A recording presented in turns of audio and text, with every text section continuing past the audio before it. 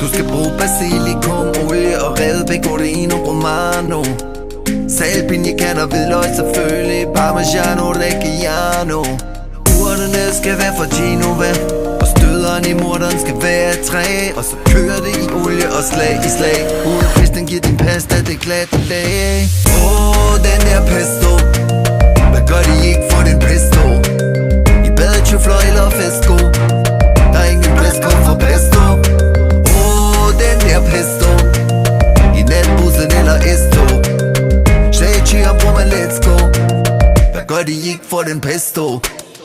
Den kan bruges på pizza, spaghetti og helt perfekt til salater.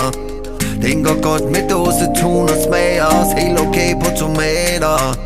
Og chili til når dagen går på held, øste grønne guld på din frikadelle. Du kan køre den på brød eller på fisk med skæl, men den er næsten